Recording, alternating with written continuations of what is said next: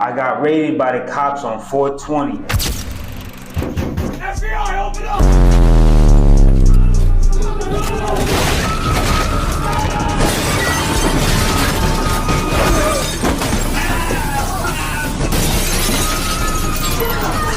Here are the lessons I learned.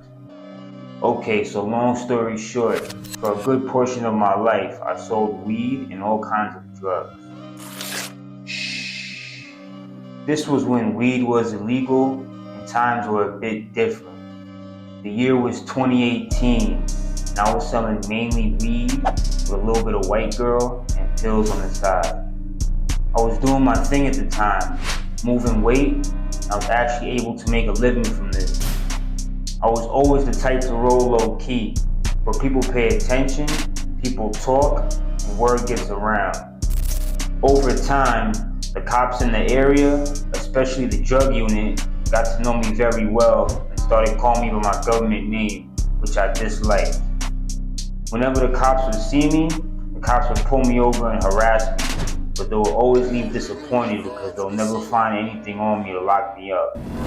Those cops swore that I really sold crack and other hardcore drugs and really went hard trying to catch me in the act one of those days. So this is how they ended up getting to the point to set up a raid. On the day of 4/20/2018, at approximately 5 a.m., the cops kicked in my door. NYPD, SWAT, and even detectives were all present for this raid.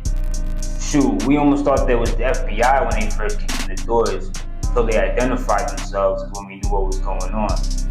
The SWAT had MP5 submachine guns, and the NYPD had standard handguns as usual.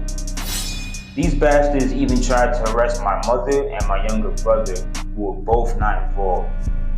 The cops found my safe full of weed, cash, and a little bit of white girl, but thank goodness on the day of the raid, I didn't have a lot of hard drugs in my safe. Even though they found the weed and a little white girl, I later on found out that it was an improper raid. Because the raid was done improperly, I was able to get off that case with a disorderly conduct charge. I learned a lot from that experience as well.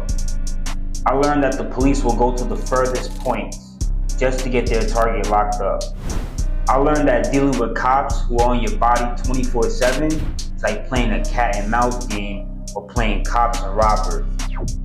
I learned a lot about the law and that the law will prosecute you to the furthest extent, even if they're wrong on their behalf. And last but not least, I learned that selling